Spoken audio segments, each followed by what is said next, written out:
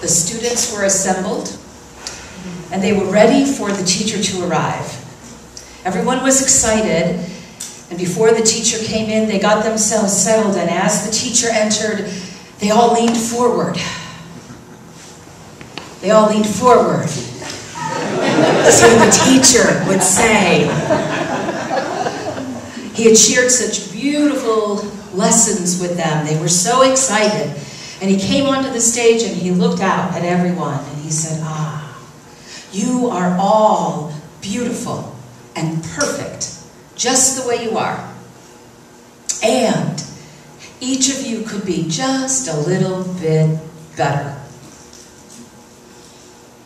I'm perfect, but I also need to be a little bit better. It's what we call a divine paradox.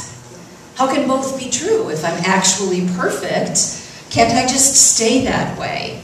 Or will I be stuck?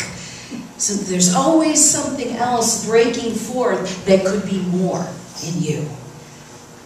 Our song said it perfectly. Everything must change. No matter how wonderful it is, it's going to break down, it's going to shift in some way, and that experience is also perfect. The paradox of life. It's also called the absolute and the relative. Absolutely perfect, relatively human. With all of the challenges that come with that. And in this teaching, that you are perfect, and you could be a little bit better, that is the divine paradox of the absolute and the relative, that is the metaphysical truth that we're teaching here. We experience both. In the oneness, there is an apparent duality. Not a permanent duality, but an apparent duality that we have the opportunity to dance with. And for me, that dance goes best, well, besides to the music here, of course, it goes best with the dance of unity and Buddhism put together. So how many of you are Buddhist interested, let's say? Buddhist interested, okay, about half of us. How many of you consider yourselves a bit of a Buddhist student? 1, 2, 3, 4, 4.5. We got one of these. A 4.5, okay. Well, I forgot to raise my own hand. I'm going to take you on a bit of a journey in the next 3 weeks on what it means to bring more of Buddhism into your unity practice, and to find out that there's a lot of it already there that you may not actually realize, because it started way back with Charles and Myrtle. I get that question sometimes, should you really be bringing Buddhism into unity? Does it really belong there? And sometimes when we talk about it, people think, oh, are we becoming a Buddhist temple? No. We're simply talking about a teaching that Charles and Myrtle were aware of back in the 1880s. In 1893, for example, they went to the World Parliament of Religions. They didn't travel a lot, but they went to the World Parliament. And they were exposed to teachings from the East. They read the Bhagavad Gita probably because we found it in their library. They sold in their magazine in the back, when you could order pamphlets, they sold pamphlets from Swami Vivekananda. They also saw him at the World Parliament of Religions. And the New Thought movement that we came out of was very interested in the Transcendentalists and in the Eastern movement. Syncretism, bringing teachings together. Mysticism. Mysticism is having a direct experience of the divine. Don't we call that meditation? So clearly, there have been intersections with this for a long time. And in my journey of unity, I have found that the basic principles of unity have been a wonderful core teaching for me. How about you? The basic principles of unity? We like them? Okay. The basic teachings. Now, Chris read them to us just a few minutes ago. Who wants to volunteer to get up and recite? Huh? Nobody? It's a test. No? It was just 10 minutes ago. Ah, okay. So, who knows one of the principles? Say it. God is. God is. Thank you. We have a unity teacher in the house. God is that first principle. God is the one presence and one power in my life. Oneness. What's another principle? We live the truth we know. We live the truth that we know. Yes, we need to act on this truth that we have in our life. What are some of our practices? Affirmation. What's that? Affirmation. Affirmation, that's right. Prayer and affirmation is a powerful tool that we use. What about us? What do the principles say about you? I am. I am. I am the divine. I am one in God. So we have this basic teaching that tells us two things, basically. It tells us what's the lay of the land, how do things work, and what am I supposed to do about that? So you have the lay of the land, which I think are the first three principles. The lay of the land is there is oneness, God, goodness. I am that goodness, and as I am thinking, I am creating. That's the basic way the universe and my life is working. Now that I know that, what do I do with that? Well, I pray. I realize that the most powerful form of thought, if my thoughts are making a difference, how about I get those thoughts aligned with spirit? So one of the great things that I can do is pray and meditate, and then act my life from these places. Not just know them and put them on the shelf, but actually live the truth. When I'm in trouble and I'm struggling, can I come back to oneness? Can I find a prayer to bring me out of it? So I use these teachings. And have they made a difference in your life? Yes. Yes. They made a big difference in my life, and I figured I had it all figured out. I'm in unity. What do I need? I'm good to go. I've got the answer. 5 things I need to know. And I would do them, and I would practice them, and I would go to church, and they worked great. Until they didn't. Until everything fell apart again. I was going along great, and then I had a bad boss. Oh, well, no, that wasn't the first one. So I had a bad boss in my life, and I just couldn't get past it, and he didn't like me, and I didn't like him, and I ended up sort of leaving, sort of getting fired. Anybody been there? Yeah. Not sure what exactly happened there, but I was gone. Yes, so my problem was my boss. Anybody have a boss in your life that has been a problem? Raise your hand. Anybody had a boss? Okay. Anybody here a boss? Anybody here a boss? Okay. Bosses. Have you ever had any problems with the employees that report to you? Huh, interesting how that works. So the workplace became a place that my principles weren't working. They were not working for me. It kept getting, and then I'd go to the next job, and guess what? I was there, so we had another problem. Same kind of thing happened, and so I was repeating that, and I thought I must be doing something wrong. The principles have to work. Charles Fillmore said they did. I must be doing something wrong, and so then came guilt and shame. The unity, guilt, and shame. That something's wrong in my life, I must have done something wrong. And then I said to my friend one day, a licensed unity teacher, what if I'm doing it wrong? It sure seemed that way, and she said, no. You're doing it absolutely right. Back to the teacher. It's perfect, and it could be a little bit better. And so I continued with my unity teachings, which were perfect, and there was something better that was waiting for me to add to that. And it came from Buddhism. It kind of snuck up on me. I don't exactly know where it started. I know it got a big boost from my husband because he was practicing Buddhism at that time. And from Robert Brummett. Reverend Robert Brummett was one of my teachers in seminary. And everything they did just worked for me. And so I started to explore it.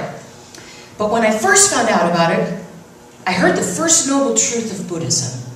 And I wanted to run away. What is the first noble truth of Buddhism? Anyone? Anyone know it? Life is suffering. Thank you. And I went, no. Have you heard the first unity principle? God is good everywhere present. This is nothing about suffering.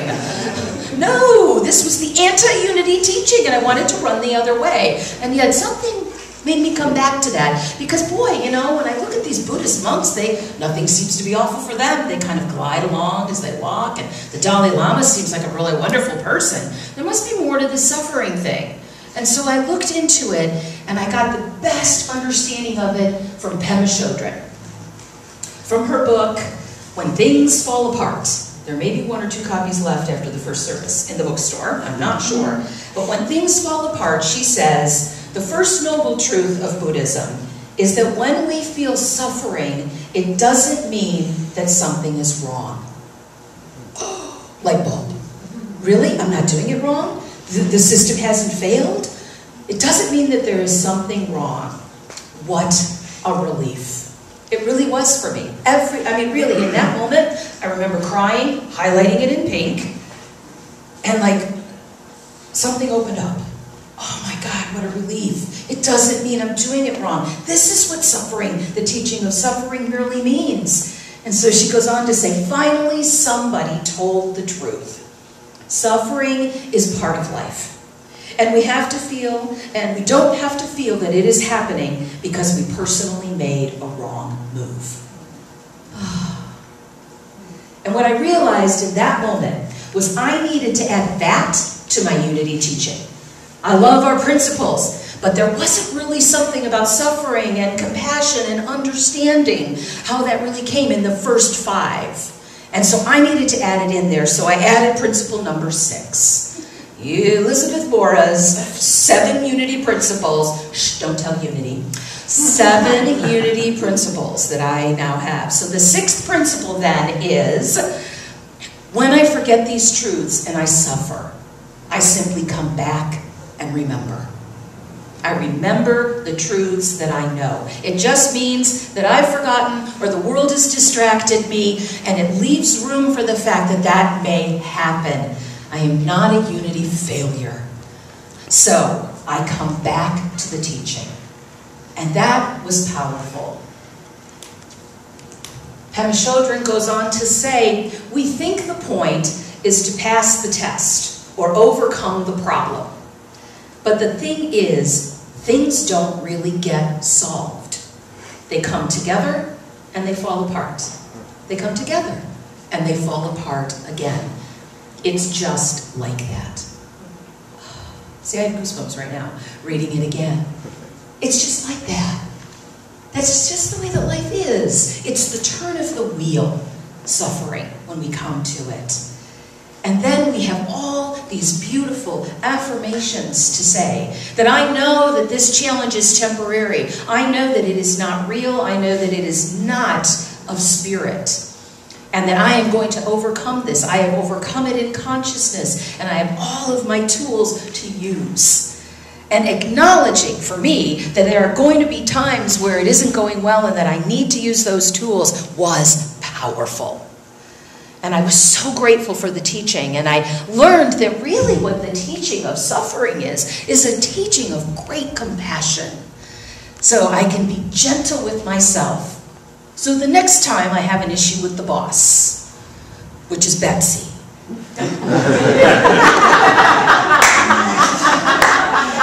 That's the church assistant, if you don't know. So, if I ever have a problem with my boss in the future, I can grab to these teachings. I can go, oh, I'm having trouble at work, or insert whatever it is. I'm having trouble with my family, my sister, my mother, my children. Oh, I'm having trouble. What does the 6th principle teach me?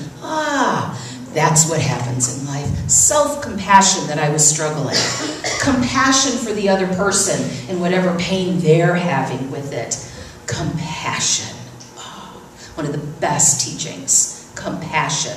First for myself, and then for the situation and for the others involved. So my unity teachings got a little bit better.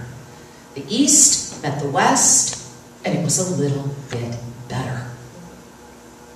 And then I continued on the Buddhist path. And Arturo and I, a few years ago, had the opportunity to go to Thich Nhat Hanh's retreat in Colorado and to experience him in person. And then the gentleman who's going to be coming in 2 weeks, Bhante Vimala, a Buddhist monk who you want to be here for, folks. And if you can stay for his workshop, it will be a life-changing event, I promise you. So he will be right here. He is a traveling monk. You can look him up online. We'll have a little more information for you next week. And I've been in the personal presence of Bhante and been also in the presence of Thich Nhat Hanh, and there is a gentleness and a deepness and a centeredness that is hard to put into words. And so I knew that there was more for me in it. And yet when I decided to go to ministerial school, I realized that Buddhism was not the total path for me. I could have become one of their practitioners. And I tried it on for a week and I said, no, not for me. I know I'm unity, but I want to bring in as much of other teachings that work, because it was clearly working for the people in my life. And the other thing that I really took away from that experience, other than compassion and understanding suffering, was the value of the Sangha. Anyone know what the Sangha is? It is the beloved community, as Dr. King would call it. The beloved community, and they call it the Sangha. And that means that principle number 7 says, in order to truly live a spiritual life, I need to gather with others. And that's what you're doing here. I need a church, a group, a Sangha, a 12-step, a something, to get out of myself and to be part of the one.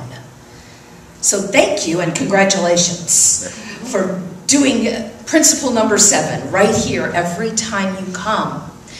And it makes a difference. Your energy being here, every single one of you, have shifted it somehow. And being here now goes out. Thich Nhat Hanh says that of the 3 Buddhist jewels, the Buddha, the Dharma, the Sangha, the teacher, the teaching, the group, that the Sangha is the most important. So you can get the teaching all you want, you can follow a teacher, you can understand the teacher and understand life, but if you aren't gathering and doing the work with other people, because it's easy to do on the mountaintop, but when you come down and you do it in your workplace and in your communities, and you gather to get the strength and to give strength, that's the sweet spot. So principle number 7 for me is that to truly live spiritually, I gather in community. And so we say there's a shortcut. You had it there for me, the shortcut of the 5 principles. It sounded like you knew them. Would you say it for us? God is, I am, and I think we do. I think, I pray, I do. I do. Yes. So you can boil them down into those, 2-word phrases. God is, I am, I think, I pray, I do. And then I have added, I remember, and I gather. So those are my 7. God is, I am, I think, I pray, I do, I remember, and I gather. And so you may choose to add those into your practice. You may choose to look into suffering a little. Perhaps when you face your next challenge, you can reach back to this sermon and think, okay, what were those things that we talked about? Oh, my thinking is creating. How am I creating this issue? If I look back to my boss, I could say, hey, what thoughts do I have about him? They weren't very nice. I was not having very nice thoughts about him. Was that going to create anything better to come out of that? No. So could I find the good? Could I shift a thought there? Could I pray? Could I pray with the prayer chaplain up front? Could I put a name in the box in the back? Is there something that I can do here? Perhaps I needed to work a little harder, a little smarter, or try to understand where he was coming from. Maybe I needed to find a new job. But could I look at this from a spiritual perspective and not get all out of whack? Something bad is happening at work. And say, oh, something bad is happening at work. This is what happens. This is the way of it. Now I'm calmed down. Now let me move forward. That's what the basic principles put together with Buddhism can do for you. And next week we're going to go deeper into meditation, which is clearly where the 2 intersect.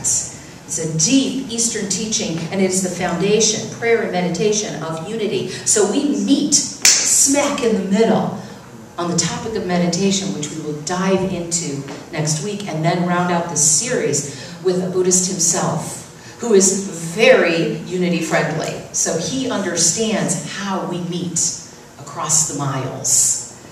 And my hope for you is that this talk spurs something in you, sparks a little openness to what this might do for you. And my hope is that it's like it was for me. and that you will find that if you add a little bit of Buddhism to your unity practice, that it may make unity just a little bit better. Namaste.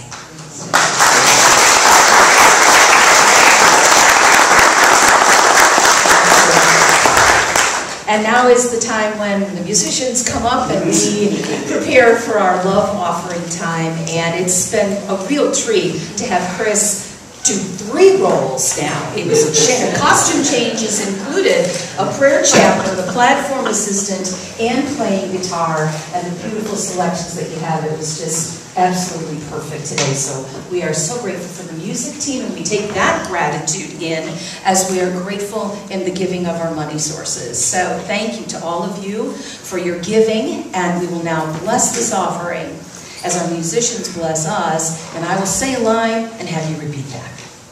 Divine order through me, Divine order through me, blesses and multiplies, blesses and multiplies all that I have, all that I have, all that I give, all that I give, and all that I receive. and all that I receive. Thank you, God.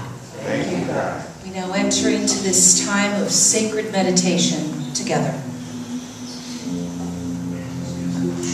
I invite you to gently close your eyes if you would like,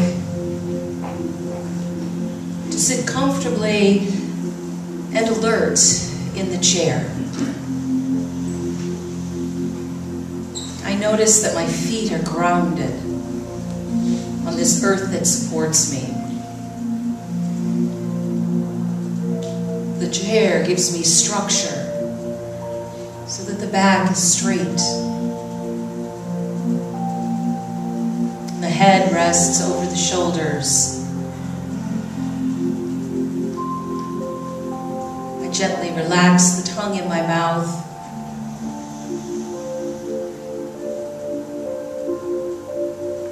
I release any tension around my eyes, my face, my shoulders.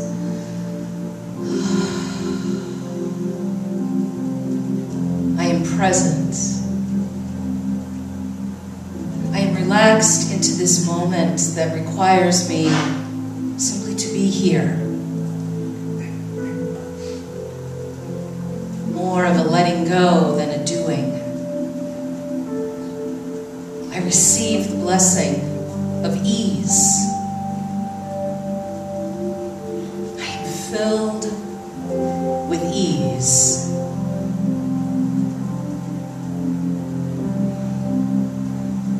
Each breath takes me deeper into this place of stillness that goes beyond just this moment into eternity, where the line blurs between me and the rest of the world, and I edge into oneness.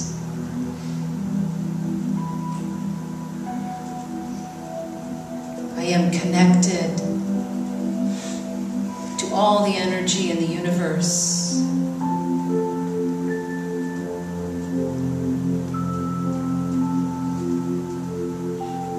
I am breathing. I am whole. All is well as I relax and let go into silence.